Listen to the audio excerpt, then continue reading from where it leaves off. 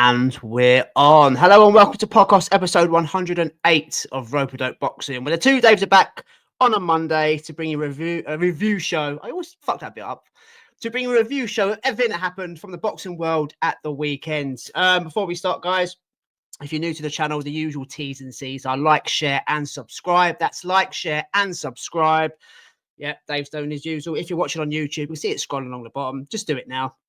And if you're an audio listener via Spotify, Amazon, or especially Apple Podcasts, give us a 5-star review, as nothing else will do. What are we on now? Monday. Happy St. Patrick's Day, mate. Have you managed to sneak a couple of pints of the black stuff in before you've jumped on the pod with me, mate? How's things? No, I fucking have not, mate. I was just saying before we come on air, mate, I think I've developed a drink habit. I'm more or less had one since I was like 15, but yeah, I'm out for the last 4 weeks. I've been out Friday, Saturday, Sunday. I'm just drinking too much, man. And like I say, getting up this morning was a struggle. So it's not good for me. I'm gonna have to have a couple of weeks off. What a day to pick it as well, Paddy's Day. This time last year, I was in Benidorm with our old mate Lee Harper. That's the friend of the show that never listens. Get that right. Yeah, he ain't gonna hear this, but it was brilliant. So it was a bit of a different one this time. Even though his dad's out there, and his dad's been sending me videos of the places we were in when we were there last year. So, but again, we're going there in May anyway for Lee Harper's stag do. So it won't quite be like the Paddy's Day, but it'll still be a good crack. But yeah, on the piss all the time. I was out the weekend. Yeah, Saturday rugby was on. I'm not a massive fan of rugby, but it's always a bit lively in the pubs. So that's why I sort of go, because just more atmosphere, there's more people than usual. But Sunday was a blinding day for football. So 12:30, you had Celtic Rangers, which Rangers won, unfortunately. Then you had Arsenal-Chelsea, which Arsenal won. Get in. Then you had Liverpool-Newcastle in the Carabao Cup final. Newcastle won the first trophy in fuck knows how long. We would have been talking about that on our old show, the Phoenix 5 show. Yeah. 70 years or so. Was it 70 years? Something like that. They fully deserved it as well. And then I didn't stay for the Man United game. I thought, fuck that, I'm going home. I'd had about 8 pints at that point. I thought, fuck it. So it's Man United anyway, isn't it? It's Man United. Yeah, who gives a fuck about them? They're 14th in the league. Wankers. So, yeah, so that was my weekend, mate. Just booze heavy at the minute. And, yeah, I've got to knock it on the head. I was just going to say snap. Exactly the same, mate. Exactly the same. I was supposed to have next weekend off because I have to put my holidays in fucking a year in advance. Absolute joke. I think I've mentioned this before in the podcast. Anyway, I'm not going to bore you with that route. I put next weekend off because I wanted to go to UFC London with you and Mickey and a couple of lads. Obviously, found out the price of the tickets, £369 for Rose Ed. I was like, nah, I'm not paying that. I'm not even a UFC fan. I'm not a diet or anything like that. But for some strange reason, my boss put me off this weekend, so it kind of worked out quite well. Again, just constantly drinking, a bit of takeaway food to add to the growing belly. I've got more drinking, and I'm drinking now, ladies and gentlemen. Yes, I'm not letting the side down. I've got a can of Polish lager here to wet me whistle. I've had a couple of Guinnesses in the Wetherspoons today. If you ever drink in the Midlands, around where I live in the West Midlands, you can get 5 pints for under a tenner. Yes, 5 pints for under the tenner. Under a tenner. Yeah, it's ridiculously good. Yes, it's Wetherspoons. Who gives a shit? You know, you drink it and you shit it out later. So who gives a fuck? But yeah, that's been my weekend, mate. Same as you. The liver's taking a bit of a damage. The cash card's taking a bit of damage, mate. I need to borrow some money off you millionaires to keep the pod going. I'm fucking Murray Mint as well. Yeah, say that with a straight face. What was I going to say to you as well? I was going to ask about what's up with this Stourbridge women that we sponsor? Are they all their players leaving them or something? Oh, yeah, no. Well, I don't like to talk about them too much, even though I do like to give them airtime. But they lost again at the weekend away at Hull, and I don't know what's going on with the women's league in the sense of Reading sort of folded in the championship, so that like kind of leaves an odd number, and we don't know who's going up from Tier 3 South, Tier 3 North. We don't know who's going down. Stourbridge, I think, a second bottom, but there's rumours that they're going to fold as well. Oh, mate, it's all up in the air. It's all over the shit show. I haven't been on the other podcast, the Stourbridge Women podcast that I was on back end of last year because I don't want to depress everyone. You know me and my rants, guys, and obviously there's things going on in the background, allegedly, that I don't want to kind of let out the bag and say all sorts of shit, basically, that it isn't true. But I'll be there, still be there supporting girls in the home games, so I don't know what's happening. But yeah, Daisy Clements is still playing, mate. She's still there. Our sponsorship money is still in the kitty for her at the end of the season. A lot of the girls that have left, the poor sods that sponsored them, their money's gone God knows where. I'm with them. Our girls, yeah. But our girl is still there. So yeah, mate, it's not looking good. I've got to be honest, mate. So I'm sticking to my boxing for now. Okay. Just quickly before we move into the weekend's action, the last time I saw you last week, you were speaking about the fights down Alfie's local boxing gym, and you did mention a fan favourite, Paige the Rage. Was she in action midweek last week, mate? Did she get a fight? No, she didn't get a bout. Alfie didn't get a bout either. His size is going against him at the moment because he's a big 13-year-old. His time will come, but it wasn't the greatest of nights for the lads down at Norfolk. Well, Patrick Wilson is called now, but it's the old Norfolk ABC. Three of the good boys lost out of the four fighters on the card. Again, it's all a learning curve. But yeah, it was Alfie and Lola were down there supporting. I didn't get down there because I was busy doing my work. Boxing. Yeah, he was talking boxing. Yeah, I was busy doing my second job, which is the Rope a Dope pod. And but yeah, listen, it takes guts to get in the ring. The boys will learn from it and they'll go again, mate. So they were back down training on Sunday, and they'll be back in the gym again tomorrow, mate. So yeah, it's one of them things. But no, Paige and Rage weren't on. After fight, they're fighting. There's another card in May, so hopefully the Rage and Alf will be on that. Hopefully, mate. So you can make some do some previews and predictions on that as well. Double header, the Hitman and the Rage, eh? That's it. Coming soon to podcast near you. Talking of podcast, let's crack in with the weekend's action. We'll start on Saturday. That was where the main attraction was. Liverpool was the destination. Nick Ball in the main event, making a second defence of his featherweight title against a 38-year-old ex-world champion in TJ Doheny. I'll put the banner up there, guys, for who's listening on audio. Gas tanks and controversy. I mean, the controversy we'll get into the fight. There was a couple of bits and pieces of controversy. But I've got to be honest, Dave, I put gas tanks there, and it kind of played out the way I thought it would in terms of a 38-year-old against a 28-year-old. One of the fittest 28-year-olds, not just in boxing, but probably in world sports. Yeah. You've got to match Nick Ball's gas tank. You've got to match Nick Ball's endurance. You've got to match Nick Ball's output. You've got to match Nick Ball's lung capacity to go the full 36 minutes with this guy. And we'll get into it now. TJ Doheny had more success than I thought he would have done throughout the whole fight. But the second half of the fight, you could see the 38-year-old legs were slowing down. The body was slowing down. The arms were dropping. The mouth was open. And Nick Ball just gets faster and faster. He's relentless. He's relentless. You've got to match all those attributes that I said there. But it played out how I thought it would play out, mate, as we said on the pod last week. Yeah, it did. And like I say, and I think the TJ Doheny was sort of trying to old man him. But he made it a scrappy fight, which it was. He had success in the early rounds, which we thought he would do. And he won a couple of rounds. You got to give him the first couple of rounds at least. Nick Ball's come out and said that he was thinking about the first few rounds. He wasn't coming out how he usually did. He was taking his time. Don't know if that works very well for him. I think the way the second half of the fight is how we expect him to fight and how he should take care of business.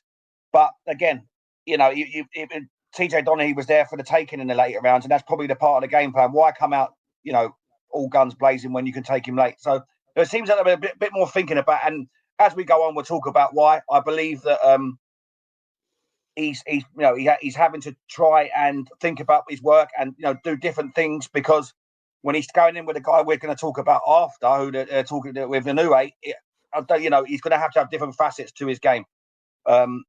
Yes, what he does is brilliant. It's is a success, and you're right. You've got to match him will for will, pace for pace, and not many people can do that. But you can't steamroll everyone. And when you're talking about going into elite fights, which is what he's talking about doing next, he has to have a different game plan, change things up. So I think they were trying to work on something in the first half of the fight. But yeah, you're right. Second half of the fight, he took over the fight, showed exactly what he can do. He's relentless. But for me, it gave more questions than answers. Going into an Inoue fight. It was a good performance. It was a good performance. I can't really downplay it too much. I think that TJ Doheny, fair play to him. He's like you said, he's 38. He had a go. He tried to old man him. He tried to wind him up.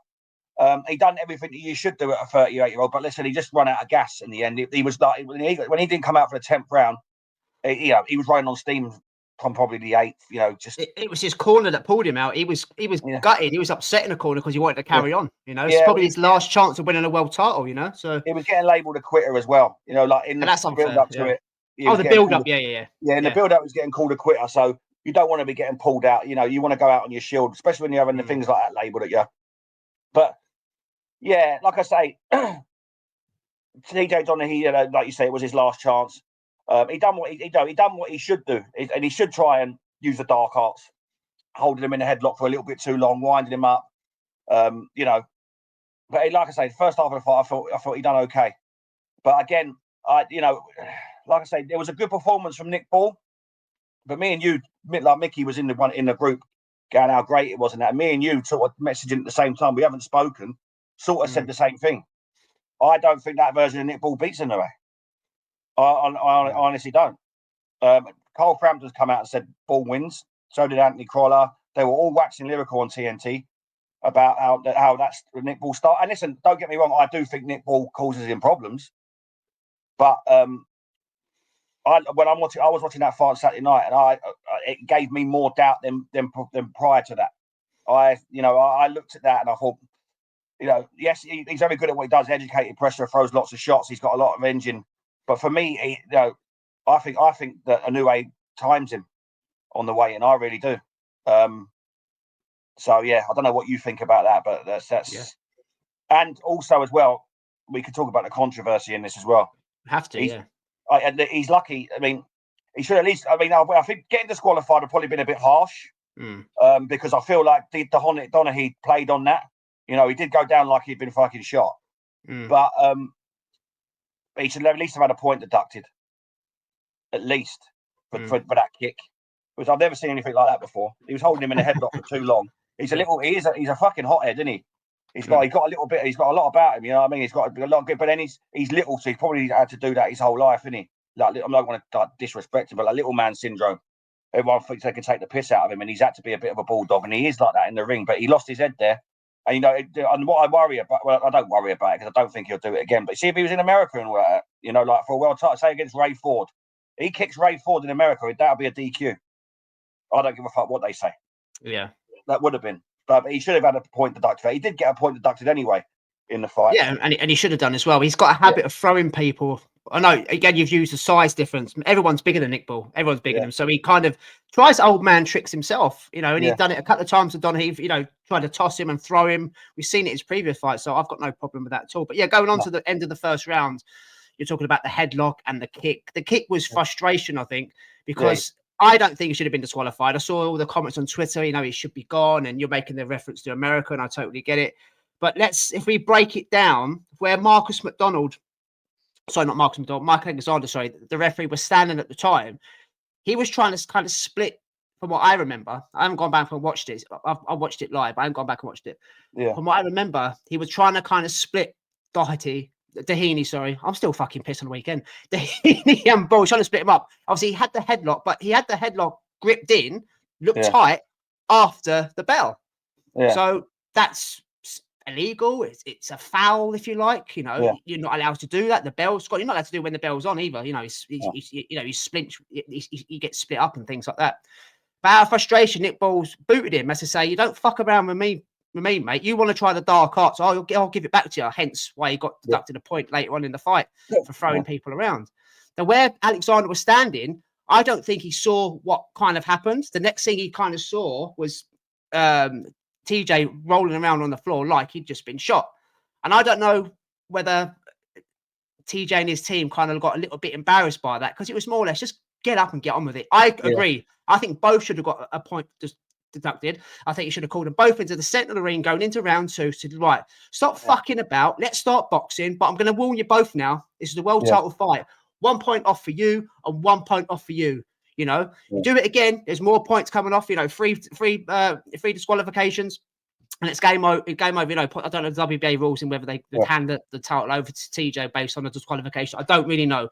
But yeah, to disqualify Nick Ball, what people were saying ASAP would be a little bit harsh, and obviously Uncle Frank will go by the book and see the rules, and it probably would have ended up as a no contest. And I don't think Doheny would have got the belt. But going into the actual fight, mate, I was quite impressed. I was more impressed with TJ against Ball than I was against Inoue. A little bit of success against Inoue, but Inoue down loads. I know people don't like that terminology and think, but he does. He has a look first, and then he picks what he wants to do. He chooses what he wants to do. Nick Ball was a little bit different. He kept getting caught on the way in. He kept getting caught by missing, overthrowing that overhand rights, overhand left. So yes, that's the way he fights, and it's been successful for him so far. But TJ had a lot of success. He just couldn't keep it up. He just couldn't keep it up, and that's why at the beginning of this podcast, there, I said the gas tanks. They're a major, major factor. If you can match that, you can outbox Nick Ball because he is very, very hittable. And that's when we went down the Inoue route. We're not talking world level. We're not talking world class. We're talking elite. There's only a select few fighters in world boxing that are in that club, and he's one of them. He will work Nick Ball out like that. He's probably worked him out already because you can see him loading up. You see what he's got to do, what he's going to do, should I say. It's just keeping him off. Box and move. And if you're super, super fit, I mean, Nick Ball's he's a freak. He does CrossFit and stuff like in his spare time. He's superhuman as an athlete. I was trying to think coming into this podcast, mate, who would kind of match him energy-wise. And the only one I could kind of think of would be William Cepeda. But we saw in Cepeda's last fight, probably his gas tank got him through, but Tevin Farmer slowed him down by boxing. So it's a strange one, mate. But I've got to be honest, Dave. I don't kind of like the Inoue talk because it seems forced on Nick Ball and it seems forced on Inoue. Inoue's got fights lined up over in Japan and obviously in Vegas, and then everyone keeps talking about the Nakatani fight. Personally, as a boxing fan, I'm not interested in Nick Ball versus Naoya Inoue. I want Naoya Inoue versus Junto Nakatani. Got no interest in Nick Ball fight. Would I like to see it down the line? 100%. But for me, mate, Nick Ball should be concentrating, not so much Nick Ball, because he, as I say, he kind of being forced into those questions. I think this management team should start focusing on your Angelo Leos, your Stephen Fultons, your Rafael Espinosa's, to kind of unify the division. That's what I want to see. I want to see unification. Then maybe meet a new age, summertime 2026, mate. I ain't fussed by that fight. I've got to admit. But as a caveat there, well, not a caveat for your original point. I think Naoya Inoue at this stage of his career is far too good for Nick Ball. He's far too the IQ is too savvy, the generalship, all that kind of thing. I like to wax lyrical about. He ain't ready for that smoke just yet. No, I don't think so either. I don't think so. Like I say, when I was watching the fight, I was because you can't help it because it's what everyone's talking about. Yeah, I'm watching that fight and thinking, TJ Doheny was catching him on the way in. Inoue definitely will, and to be fair. Doheny can punch, he's got decent pop in his hands. He has, but he ain't got no Inoue power. And like I say, for me, it was a good performance from Nick Ball. I like the Nick Ball that comes straight out the traps. He's exciting, isn't he? Yeah, he's exciting. I felt it went on too long where he was trying something different. I can see why, like I said before, he has to try something different because if it doesn't work. He needs, early on in the fight against Inoue, he's got to try something different. Now he ain't going to be able to box at range because he ain't got the levers for that. He don't have the reach, so he's going to have to try and rough him up. But going on to gas tanks, mate, he's up there with the best. Yeah, Rafael Espinosa is probably the guy I want to see him in with next. I think he's got a fight schedule, so is Leo, but obviously Fulton's a PBC fighter, so unless Uncle Turkey's involved, I can't see that fight being made because Al Heyman will just keep it in-house unless they give everything to Fulton as the A side, and obviously Frank's a businessman. Nick Ball's a title holder. He's going to be one kind of a 50-50, isn't he? So that's not going to happen. But I look at Espinosa, your guy, your claim to fame, pulled him out your ass. For me, he's the same size as Ray Vargas, possibly a bit taller, frame-wise, reach-wise. The difference with Espinosa is this fight is this is a firefight because Espinosa's not like Ray Vargas I'll take a step back and try and box you on, catch you on the way in or box off the back foot and point score. Espinosa's like, right, come on, motherfucker, land on me. I'm coming forward. You land on me, I'll land on you, and I'm going to hit you even fucking harder. Yes, he's fucking 10 foot tall, but everyone's taller than Nick Ball. To me, that as a boxing fan, that's the fight I want to see next, because Nick Ball dealt with Vargas. He was unlucky that night not to get the win. You know, he came back and got the draw and should have probably nicked it by 1 or 2 rounds. Yeah. But the Espinosa fight to me is brilliant. Angelo Leo's a bit smaller, kind of very similar to Nick Ball, the way that he fights. Obviously, Nick Ball's a lot faster and more output, etc. Stephen Fulton can he land on Fulton? If we saw the Fulton that fought Figueroa, he might take Nick Ball to school. But if we see him against the previous opponent, Nick Ball will run through him like a dose of salts. But Espinosa's he's an old-fashioned Mexican warrior who just comes forward and throws fucking bombs, big shots, combinations. So yeah, I know I'm matchmaking again, bro, but that's what I want to see next. I don't want to see Inoue next. I want to see Espinosa versus Ball. That's for me. Yeah, anyway. for me that's the best. For me, that's the best one out of the 3 opponents there. Yeah, man. That's the most jeopardy as well.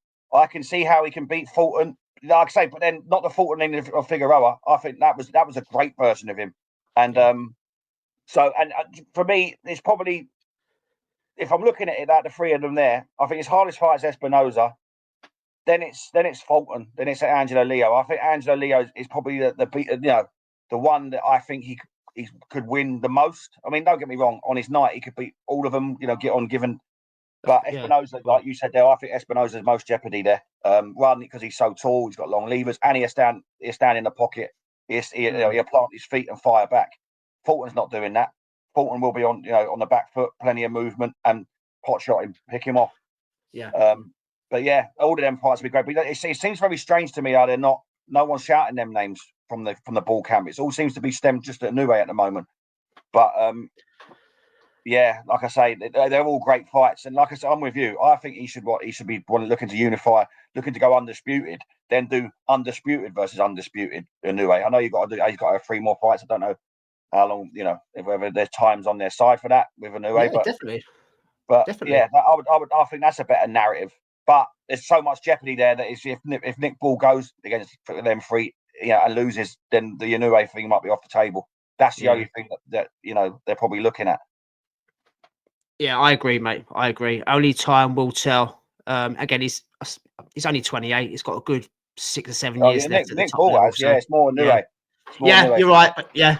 Anyway, he's already undisputed, isn't he? So it depends what he wants to do at the end of the year, whether he stays undefeated, dashes those belts in the bin, and does move up to featherweight. But yeah, mate, he hasn't been making any noise, has he, to be fair? So that's my point. And people keep forcing the questions on Nick Ball and Naira Inoue. But yeah. Next fight, co-main, Andrew Cain versus Charlie Edwards, British and Commonwealth titles on the line. I was so disappointed in this. I thought this was going to be a clash of styles in terms of whose style wins. And I've wrote there on the banner, guys, a rare, rubbish British title fight. Because me and Dave say it all the time. We're not the only ones. People in the trade know more than us. Get excited for British title fights, and they always deliver. If you haven't seen Charlie Edwards versus Andrew Cain, guys, don't bother going watching it back. This was dreadful. I think the worst fight I watched last year was Harlem Eubank against Erdogan over 8 rounds. This probably tops it, if not close. This was. I'm more disappointed in Charlie Edwards, Dave, than I was going to say that. In Andrew Cain. Andrew Cain done what he was kind of supposed to do. But he walks forward. He looks to knock you out. His output weren't great, but Charlie Edwards, Charlie Edwards. We know how he boxes. We know he's a back-footed fighter. We know he pot shots. We know he point scores. But we also know he gets on the inside, lands a nice 2 or 3 shot combination, pivots out, and does the same again.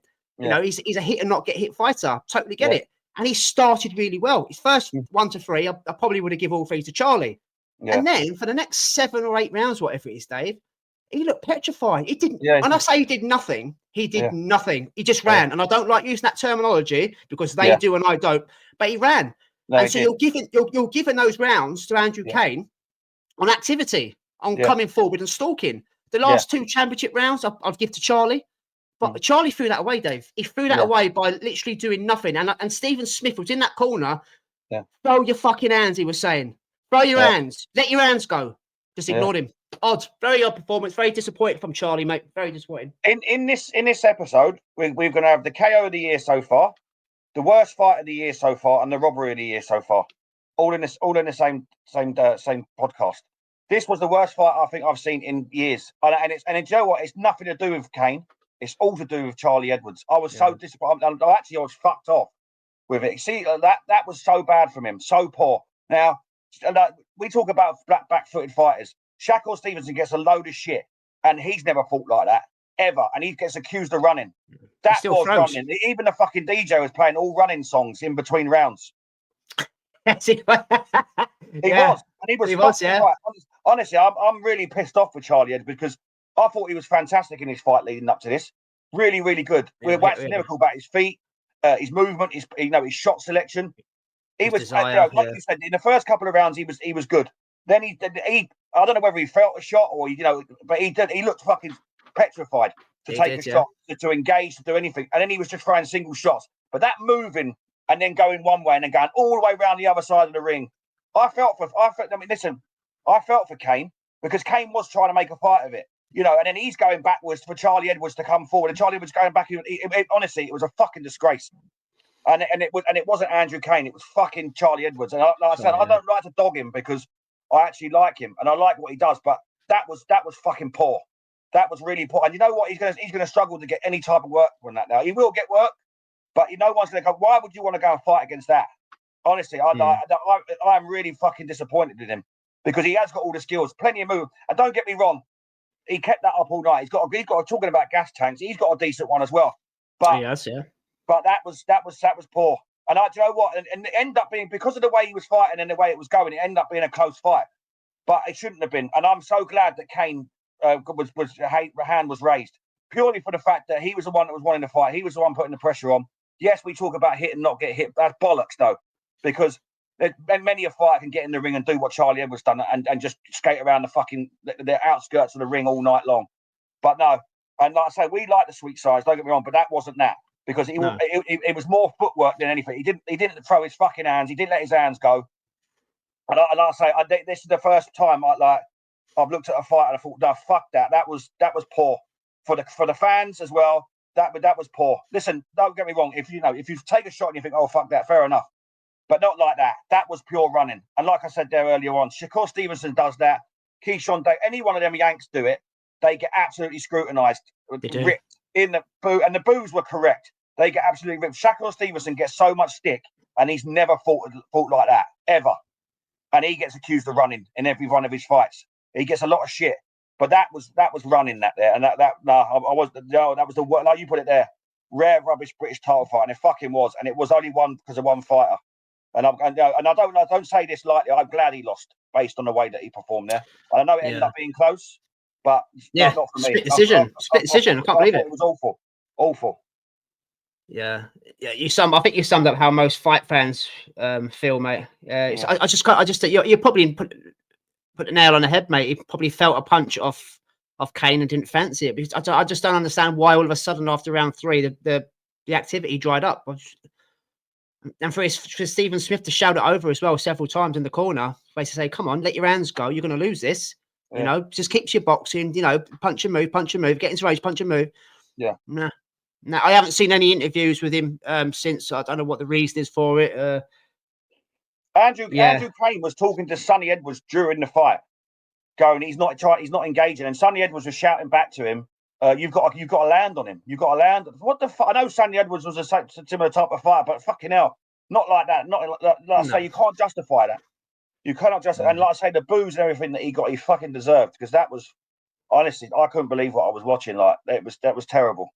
I'm not sure what maybe go with him now in terms of rankings and things like that. And you just said who's going to want to fight him now. Maybe some people will want to fight him in terms of it might look like an easy victory, but I don't think he's going to fight like that against everyone. Obviously, certain fighters don't really carry pop, so he might feel a bit more confident. We don't know the reason why it dried up, but just kind of doing a bit of matchmaking as I like to do. We've got Mick Condon now signing with Wasserman, so I'm guessing that we know Mick Condon's a big ticket seller back in his native island in Belfast.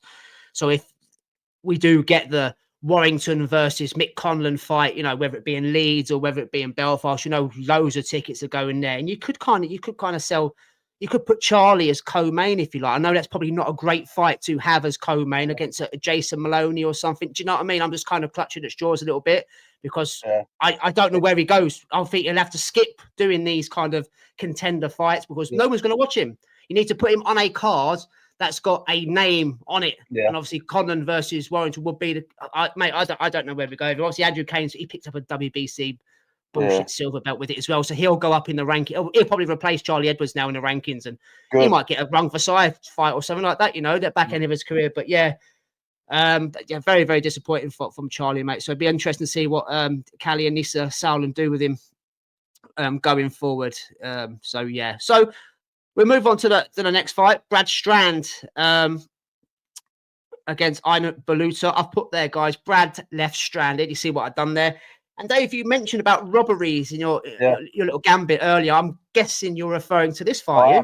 Yeah. Go on then. Why was it a robbery? We may not see eye to eye on this one, bro. Oh, do you actually think Baluta deserved the win? Do you? I don't think he deserved it clearly. I just found it very hard to score. Two different styles doing two completely different things. I can't see a robbery, but I can see a win for either man. I've got to admit, I had it 7. What do I have it? I think I had it 5. I didn't have it 5.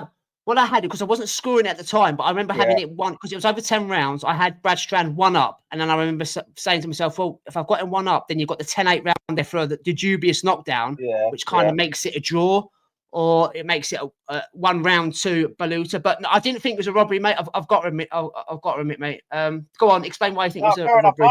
I actually think that Brad Strand has been really hard done by. I actually do. I think he outboxed him. I know that Baluta was better than he was against Dennis McCann in this one, I believe. But then Dennis McCann was throwing bombs in the second fight, so that's another day.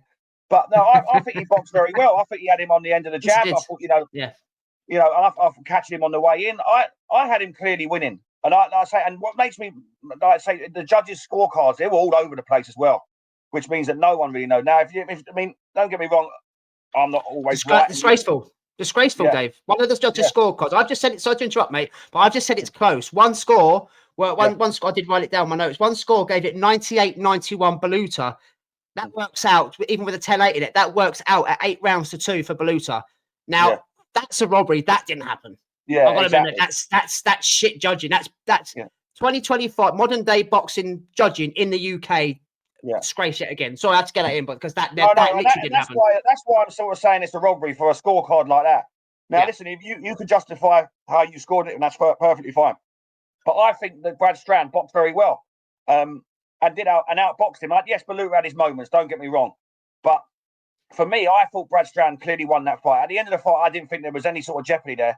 And then even with the knockdown, I still think he was winning that fight, even if you give him a 10-8 round. And going on to that, we were talking about Arnold Barboza against Jack Catchall the other day, a couple of weeks ago, when he stepped on his toe and the referee called it as no. And that was the difference in the fight.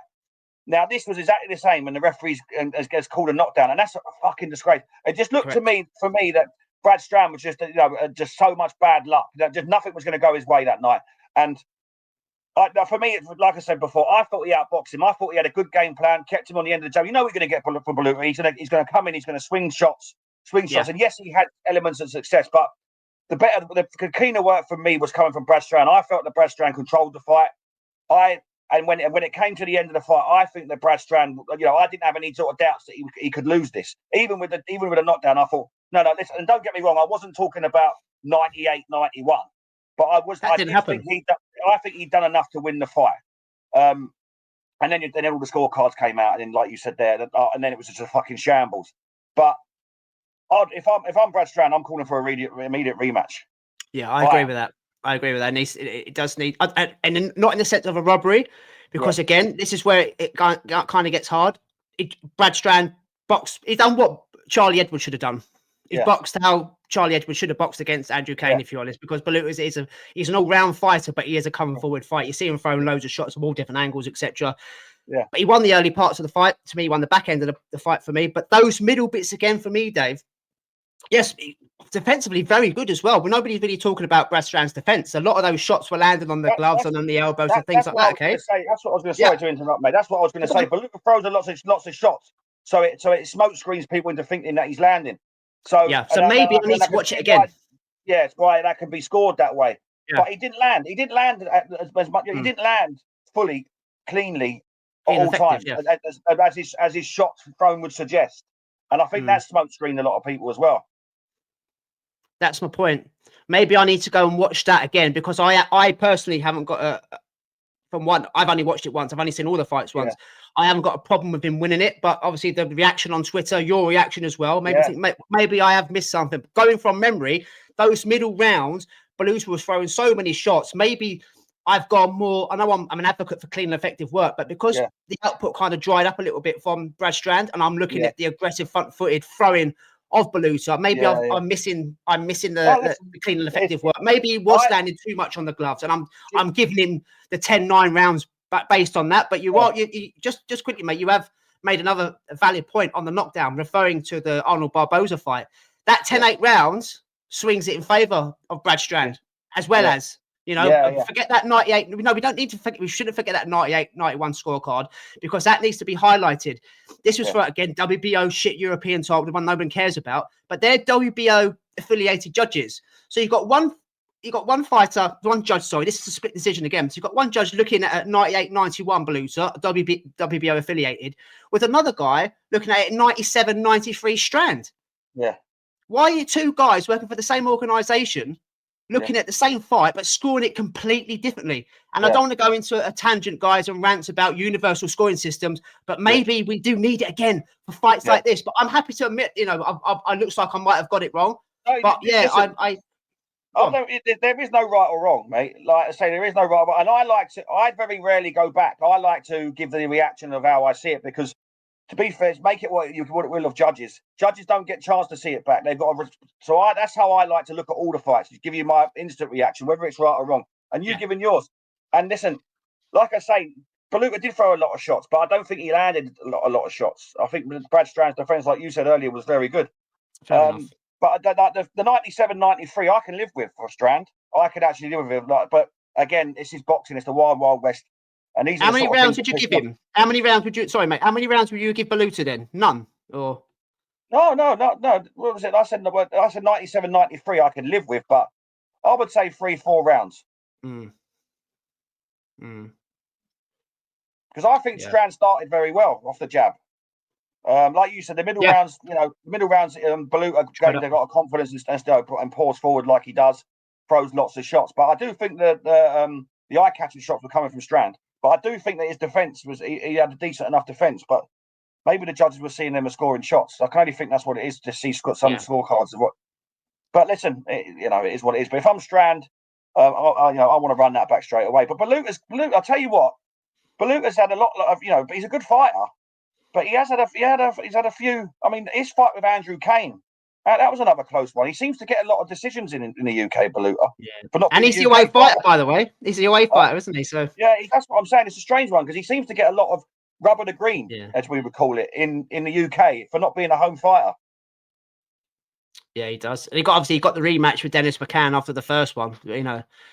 I think you're right, mate. I think running it back would be a good, because it was a decent fight. Anything was better than what we saw with Andrew Cain and Charlie Edwards, but it was a decent fight. It was a decent fight. So I think that's the best option. I mean, just quickly, anything else on the cards I normally mention? I just want to turn my attention to Jack Turner on this card, which I don't know how they managed to do this. Maybe they knew Charlie Edwards was going to put an absolute stinker, because this was a kind of floater in between Charlie Edwards and the main event. Never seen this guy in my life. Heard the name, seen him on the Uncle Frank's cards. 16 fights. He's always in there about the Scouser. Flyweight. For a flyweight, he's got some fucking natural freakish power, that guy. Oh, not many. He's got like a perfect record, and he's just taken out this. I can't remember the guy he fought at the weekend. I know he's a former European champion, but talk about energy levels and output. I'm guessing they're all from the fucking Red Triangle gym, or they've all got the same kind of tutelage as Andrew Cain and Nick Ball. But he's one to watch, mate. I was very impressed with Jack, especially at down at 115 pounds, 8 stone. He was fucking phenomenal, and he got the Liverpool crowd going again after that stinker previously. Listen, he's put his name on up in lights, mate, and on a good card with a good crowd, and exactly what you want to announce yourself. Like you said, we didn't really know much of him, but you do now, and these are the sort of viral moments when you first start out that gets you going. But it was some knockout, man. Fucking hell, and it was good, really good, and he's again one to watch. But like I say, they all seem to have that style. They can all bang. They obviously work on their gas tanks and their fitness. they've all got a similar sort of style, haven't they? All out of that. Yeah. Sort of Is it the red triangle? Is it the red triangle or the rotunda gym? I always get those two mixed up. Rotunda was an amateur gym, isn't it? Yeah, they're both up in Liverpool, aren't they? Either one, whichever one it is. Yeah, I think Rotunda's an amateur gym in Liverpool. The red triangle, then. Yeah. I said last week on the podcast, Jadier Herrera, I couldn't take to him. I couldn't take to his attitude. I still can't take to him. He's calling out Shaka Stevenson at the weekend. Yes, he's making great sound bites. He's doing what I like to see boxers do, calling people out. And it's just something about him that I can't take to. He had a fight the weekend against a Mexican kid. I think he's 17-0, I think now, 15 knockouts. Did you see anything, mate? Did you see much of him? Javier Herrera, the Cuban kid? No, I didn't catch it, no. He's flashy, showboating, making faces. I mean, he is entertaining to watch, but there's something there that I think when he does step up in class, he's going to get fucking chinned because he is easy to hit. But yeah, I don't like to say I dislike people, but I just can't take to that guy. I've got to admit, but I wish him all the best of luck going forward. And before we move over to America, which weren't great, ladies and gentlemen, I've got to be honest. Shannon Courtney was back out at the weekend. Did you see anything of Shannon Courtney on Friday night, Dave? I never saw it, but I've read the reports and that. So she got the win, didn't she? Yeah. I think Bet Connolly, she fought. Yeah, Bet Connolly. Yeah, from what I can read from the reports, the referee was generous to Bet Connolly.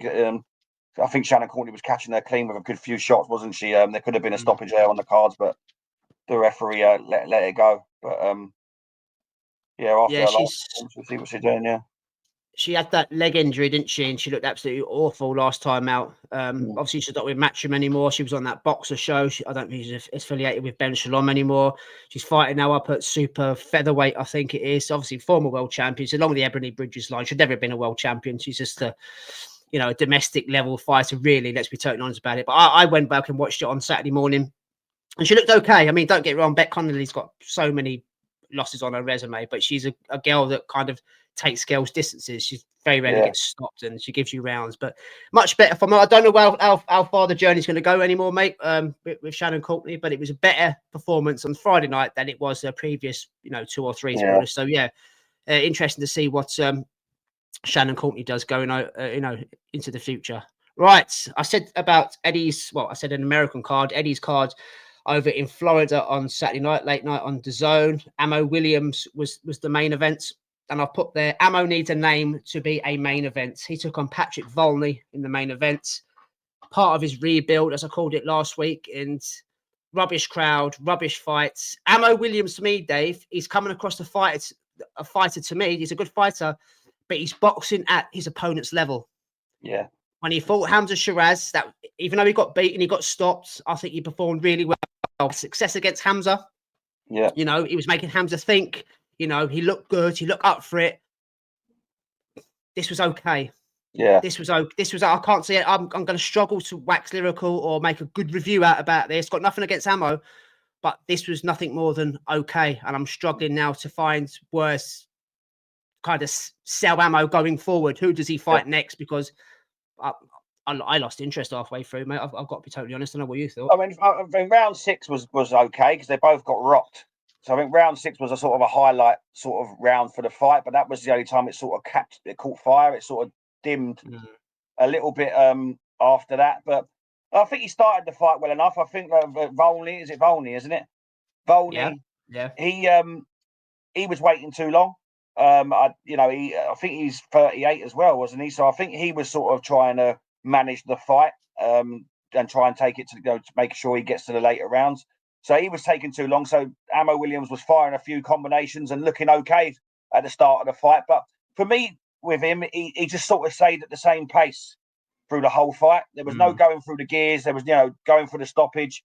He was just quite happy just to maintain a certain level and sort of just see it over the line. It didn't. There was no sort of sparkle there for me. There was glimpses of some good work from Ammo Williams, but for me, he didn't take the ball by the horns and try and push for the stoppage and make a bit of a statement.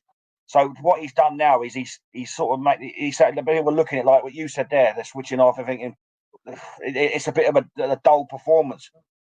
Like I say, for me, there was glimpses there of some good work from him. that you think, come on, like, because for me, Yeah. it looks like there was Maybe I'm being too harsh, but yeah. Maybe I'm being too harsh, but I don't think you are, because I can see exactly what you mean. Because I went back and watched that this morning, and like I say, there was little bits of glimpses, but it wasn't enough, especially with an opponent that he was in against. Don't get me wrong, when he let his hands go, he looked like he had a little bit about him, but there weren't enough of it.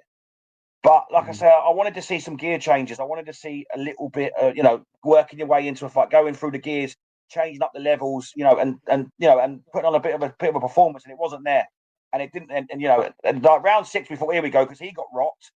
Then he rocked Volney as well, and we thought, here we go, this is turning into a bit of a scrap here. And then it just went back to the way it was the 5 rounds before it. So it just sort of just fizzled out.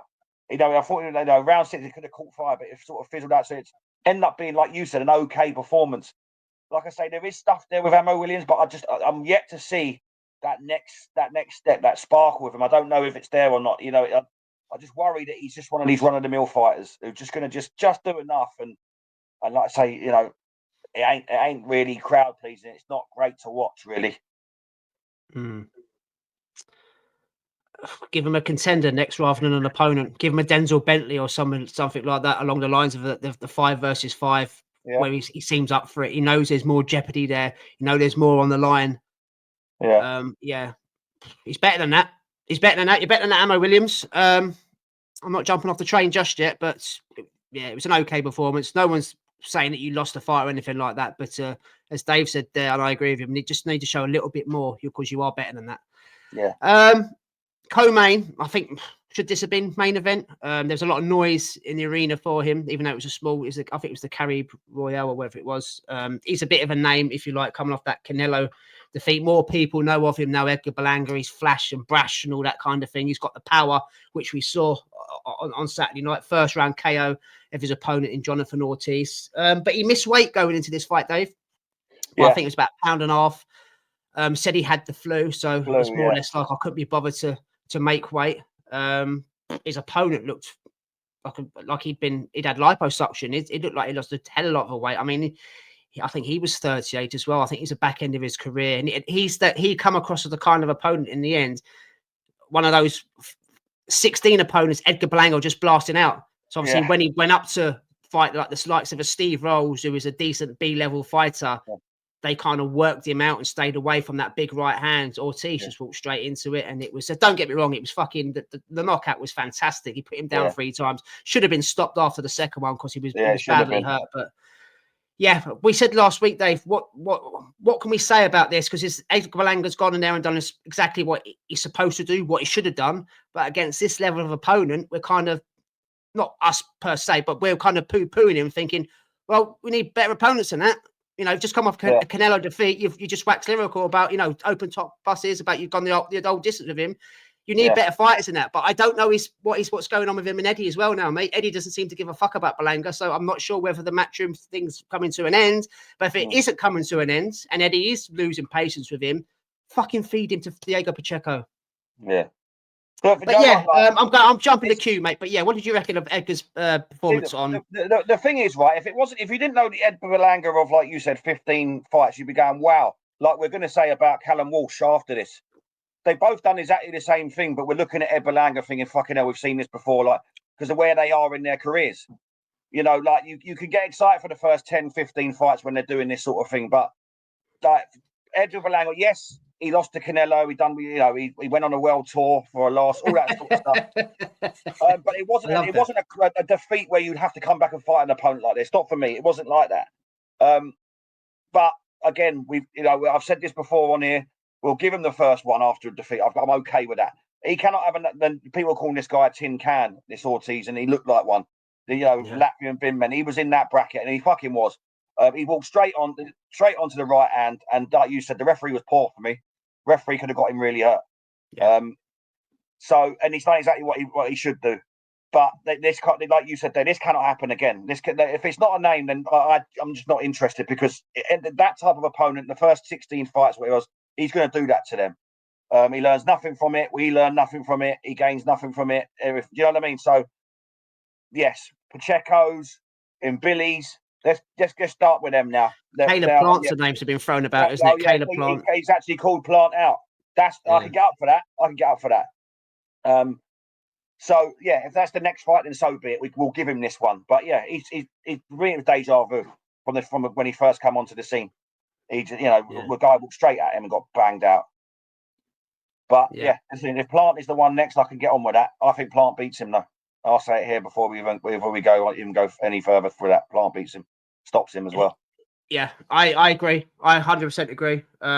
Caleb Plant's a much more astute boxer. The IQ is he thinks about what he's doing. He had trouble against. I'll tell you what, Trevor McCumbry. Even that would have been a better bit of matchmaking on Saturday night than Ortiz. You remember McCumbry he put Plant down to give him a bit of trouble. He gave him nightmares for the first half of the fight. He did. I'll be happy with that. Yeah.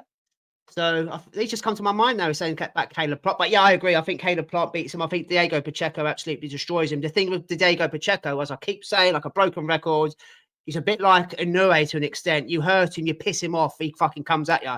And he does carry one punch power. Well, especially when he does carry one punch power to an extent, but he lines up his shots, he sets up combination, and he's brutal. I think he's one of the best, if not the best, going forward at 168 after Canelo, Diego Pacheco. But yeah, Berlanga done exactly what he was supposed to do, mate. Just quickly, did you catch anything of Amari Jones, mate, making his debut for Matchroom? Yeah, again, can't say anything bad. Olympian, medal winner. I think he got it done in 2 or 3 rounds. Very good. But the journey begins now. Let's keep an eye on him, see what he does. But impressive debut for him under Eddie's Matchroom banner, wasn't it? It was. And like I say, I don't get too carried away with these first few fights because, like you say, they're finding their feet at in the professional ring, and their opponents have been put in there to do exactly what they do. The first 10 fights you expect them to be, to do what they're doing. But yeah, listen, he's done nothing wrong, and fair play to him. And I like the start of a journey, especially what we do here, because it's something we can follow. And and we've sort of been there and talking from the start, so I like that. So fair play to him. He's got the first one out of the way. Yeah, many more to come. You spoke about journeys. We've been on this guy's journey since we've been doing the podcast. Yeah. Happy St. Patrick's Day. Love from Callum Walsh, Dana White, and all the boys over at TKO. Done it again. You kind of mentioned it with Berlanga. They've done exactly what he's supposed to do. I didn't think he'd do it in as quick time. His opponent, Scotsman Dean Sutherland, got the call. He's a small hall, leisure centre, hotel kind of fighter winning Celtic titles. I know Callum Walsh is a prospect, guys, but let's be totally honest, should have been anywhere near a rising star in Callum Walsh. And we'll give him this level of opponent. I said last week, how many of these is going to be fed to Callum Walsh? Because it's a big jump. And I will come on to something, Dave, you said last week, which makes perfect sense. You can't have Callum Walsh going against this kind of opponent looking good, which we're on the Callum Walsh train. Yeah. And then jumping up against world level contenders because you're going to get found out. But we'll give him this one because it was St. Patrick's Day, rolled into town, smashed his opponent in 1 round, all downtown to New York just to drink some Guinnesses and enjoy ourselves. But I'll go back to your point you made last week, mate, about Callum Walsh being the first TKO world champion. Yeah. And I think you're right. I think Dana White's going to manage this guy's career with opponents like this. But gradually, again, build him up. I don't know how long it's going to take for TKO to do this league, but that first title that they're going to announce, I think Callum Walsh is going to fight for it. And I think they're going to pick it very, very carefully. And he's going to win it because he is the golden boy at the moment with Dana White and TKO. Yeah. Well, like I said, I've got the receipts for that one, mate. That's a massive pull for me. So I'm patting myself on the back for that one. But no, listen, the only sickening thing is that he splattered a fellow Scotsman. And it was, and Joe, what he's like, well, I said it was all teed up for Callum Walsh. The narrative was the old Paddy's Day thing, and they've built it up. And he's got a highlight knockout reel moment, and he did as well. That's so far. That's a knockout of the year so far, without a shadow. How long was he on the floor for, Dave? How long was Sutherland? Not half. They're the scary ones, but he completely iced him. And like I say, but that is exactly what they wanted. They wanted blood and guts on St. Patrick's Day. And he delivered in 1 round. I'm glad that Sutherland's all right. Yeah, definitely. He's come out with a tweet today saying I think he's hanging up his gloves. But that's a shame. Yeah, but like I say, onwards and upwards for Callum Walsh. I'm with you. I think you ain't going to see him with anyone with any sort of jeopardy. Not while this is going on, because he's going to be their cash cow, their golden boy for the league, the TKO league, and everything they're doing with Uncle Turkey. So we're going to get a few more like this. But like, excuse me, like I said with Edgar Berlanga, sorry, both done exactly the same thing. Although Callum Walsh's knockout was better, but we're talking about two different things now because of where they are in their careers. We're like, brilliant knockout for Callum Walsh, and Berlanga's done the same thing. And we're like, he needs to be with opponents now. So there's only so many times we're going to do this with Callum Walsh. He's 14 fights now, 13 KOs, whatever he is, and we want to start seeing more now because we talk about Latvian bin men, tin cans, all that stuff. There's only lose interest. People will lose interest. The only thing he's got the Irish backing, so he'd always pull a crowd in all the time. Because Mick Conlan had that. Mick Conlan was fighting on Paddy's Day in New York. He was doing all that, and then again, we all know what happened to him. He's been knocked out 4 times now heavily, and he's on a Wasserman card. So they have to navigate him in the right way because like we said, they got such a following, and the Yanks get behind him, the Irish Yanks, they're all behind him, so he's got a massive following. So they want to keep that up. So I think they'll navigate him so that it stays that way, mate. I want Callum Walsh versus Josh Kelly. That's what I want next. Because let's be totally honest, how long Josh Kelly's been about, the 2.0 version of that we're supposed to be getting soon, and even Ishmael Davis, we don't know what level they are. We don't know. Ishmael Davis had one good round against Josh Kelly when he possibly could have got him out of there. And obviously went in against Boyachuk and was smashed. So he's not world level. Is he a decent European level? Is he British level maybe? But where's Josh Kelly? Josh Kelly's flashy. He's got all the skills. Doesn't really punch very hard. If he comes up against a prospect with Callum Walsh, who we're not too sure, I'm guessing we're both in the same agreement that he's probably better than domestic level. Yeah. I think I think sometimes you've got to take the risk. You've got to take the gamble. And that's one of the two fights I'd make for him next. I'd make Callum Walsh versus Josh Kelly or against Ishmael Davis. Because you're right. He has got the backing. He has got the crowd behind him over in the Hulu in New York. That's not going anywhere. But as a boxing fan, wanting to tune into Callum Walsh, it's like my normal cliche, if you like. Watch it with Cocoa Pops in the morning. I've got no interest because I know he's going to go through these guys like a dose of salts. We said it last week. It was part of Banker of the Week. I just didn't think he'd do it as quick. Yes, he doesn't get paid for overtime, and he's just gone in there and smashed him to bits. This guy should be never anywhere near him. Yeah. But I want to see Callum Walsh now against Jeopardy, against someone who's got skill set, someone that's got power behind them, someone that's not afraid to fight back, you know? And I don't think I'm asking too much, Dave, now. I don't think I'm asking too much. It's got to come soon. But again, your original point, your receipts, if it does work out that way, they're protecting that O for when they do announce that TKO belt or that Ring Magazine belt under that TKO league when Callum Walsh does become the first recognised champion under Dana White and Uncle Turkey's tutorage, if you like, So, I just don't think you're going to get it. I think you're going to get a lot of moaning about these opponents, especially for his next few fights, I think. And they're going to put it down to who would you put him with next? Where would you put him? What would you do with him next? We obviously don't want to see him with this level of opponent anymore, so he does need a step up. Where would you?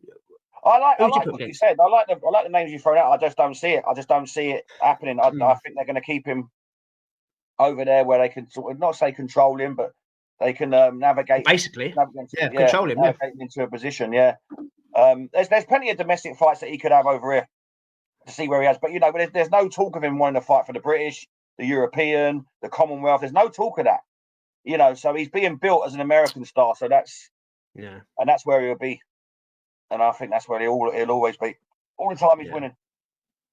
Definitely.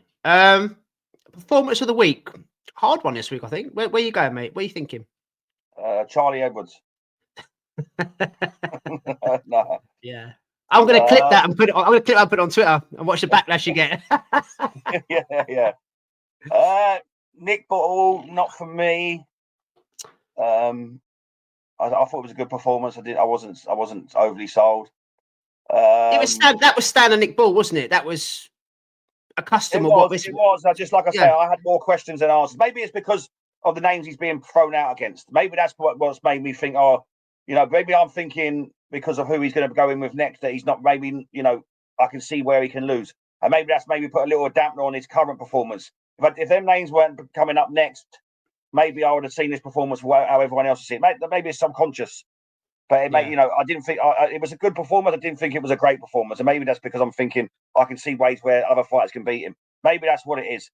It wasn't, other than it definitely wasn't Edgar Berlanga. I would say because of the highlight reel knockout, I'll give it to Callum Walsh. Yeah. You say you was impressed with Brad Strand, but obviously he came on off defeats. Yeah, I was. I actually was. I think, like I say, yeah, I think he was unlucky. He was. I'll go Nick Ball because he was defending his world title for a second time against a former world champion. I'll try and sell it a little bit. And I wasn't happy last week that, again, TJ Doheny got a world title shot off the back of a knockout loss from a weight division below. Yeah, and he was bigger than Nick Ball. He was bigger, he was wider. And Nick Ball's an actual featherweight. But to be honest, mate, everyone's bigger than Nick Ball, isn't they? So you're going to have fucking strawweights bigger than him. Yeah, he come up and struggled to make the weight, though. He had to drop a pound off, didn't he? He did, yeah. Yeah, he got it done in the end because he wouldn't be able to fight for the title otherwise. But yeah, that's a bit unprofessional. But yeah. We're only doing a review today, ladies and gentlemen. We're going to do a preview in the week. That's how we're going to roll these days. So we're going to do it like in 2 hours, if you like. But anything else to add? Because I've got a couple of more things I want to shout out about before we go by. Before we say goodbye. You carry on, mate. Boxing wise, we don't do the Michael Hunter Bacoli files hunted anymore because we can't get a sniff. Well, Dave can't get a sniff anymore. So I just got a little story for you guys at the weekend. It's big for me because we like to get followed by boxers. We've had a Michael Hunter and a couple of other Duke McKenzie and a couple of guys follow us, which is nice. But I was in a Twitter debate at the weekend with a fellow troll, if you like. I wouldn't say a fellow troll. I'm not a troll. With a troll. Yeah. And obviously Sky Nicholson's fighting this weekend, and we champion Sky Nicholson on here. We've watched since our very first professional fight. We weren't doing the podcast then, but me and Dave used to speak to each other via WhatsApp about her, and we've got everything positive. We've only said the same things that other people have said about her point scoring. She's still got that amateur style, and she doesn't look for the knockout, and there's nothing wrong with that. She's a world champion for a reason. I said that her biggest test at the moment at 126 would be Karis Artenstall. Back on her last performance against Raven Chapman, I think she's done a better performance on Raven and Sky did. Anyway, it went this guy, he, she, whatever it was arguing with me. I tagged Karis Artenstall in this debate. Woke up on Sunday morning and I got a follow off her, an Olympic bronze medalist, guys. I'm being followed by Karis Artenstall. Fair play. So yeah, I'm quite happy about that. People might be thinking, who the fuck's Karis Artenstall? Who gives a shit? I give a shit, okay? I give a shit. I'm happy about that. Secondly, I don't know if you guys have noticed, the loyal fans, I've stuck a couple of videos on the last 2 episodes. Now, I've got to be careful what I'm doing because I've had 2 things pop up on YouTube saying copyright issues. And apparently, if I do it again, I get struck off. So if you were getting used to those videos, ladies and gentlemen, just to give it a bit of a, bit more exciting going to mine Dave's fantastic talks every week, I've got to stop doing the videos. So I've got that to add. And lastly, this isn't boxing related. One of our old school friends has got back in touch with me this week, which is nice. Me and Dave haven't spoken to him for like 26, 27 years, whatever it is, since we left school. Back in the day, Dave and this guy, Razak, his name is, because his name is going to be mentioned. I've told him he's going to be mentioned on this podcast, so he better be watching. They used to like gunning each other. Now, in the 90s, gunning was taking a piss out of each other, basically. So things being said about your mum, they used to be talking about things about each other's heads, foot size, Mars Attack, Independence Day, all that kind of jazz. And he said Dave reminded him of an old East End gangster. Now, I've told him Dave will react on the podcast, and I'm going to clip it, and I'm going to send it out to him. So if we're going back to the 90s, I'm expecting a gunning session from Mr. Holland. Or if he's mellowed in his old age, he might say, you know what, Dave, Razak, I respect your opinion, bruv. And I am like an old East End gangster. Thank you. So, yeah, don't know his reaction, guys. Dave, you're an old East End gangster. That's what you look like in 2025 from our old mucker, Razak Ahmed, who now resides in Nigeria. What's your response, brother? I actually took it as a compliment. I've been called a hell of a lot worse. But he has got a forehead like a driving movie theatre. So when you there we go. He's back. I know, honestly, his fucking forehead is like this. I thought he was fucking hell. I was going to go and get a projector screen and stick it on the fucking wall. But but yeah, when he said about an old East End gangster, I thought I'll take that these days. But I'm definitely not a gangster. I'm definitely not from the East End. But I've been called a lot worse. But yeah, you sent me a picture of him, and I thought he hasn't changed much except for his hairline is back here, and he's got a 5 head. But other than that, well, I said Yeah. exactly the same to him. So I said to him, you look exactly the same as you did back in 1998, 1999. And he told me, well, the difference between us whites and you blacks, black don't crack. And look at the state of us two, mate. And he looks like he's fucking still 16 years of age. So fair play, brother. You know. But yeah, I think that's the kind of response he would have expected coming back from you, mate. So yeah, that's I said a mention on the podcast. But yeah, all fun and games. Good days. Mate. Good. It's good. What I say, if he's in Nigeria, at least we get the algorithms out there. We're worldwide now. Well done, Zach. Who can I tag in it now? Efia Jagba. Yeah, he's out against Bakoli. The Nigerian Pitbull. Anthony Joshua. And there you go. Yeah, there we go. There we go. You can't get a much bigger name than AJ, can you? So yeah. Not in Australia, you don't know him. Anybody doesn't understand that reference, go back to podcast episodes 100 and just go and watch them all and you'll see what Dave means. So yeah, we're gonna wrap up now, fuck off and go and do what we've got to do on a Monday night. So that's the end of podcast episode 108.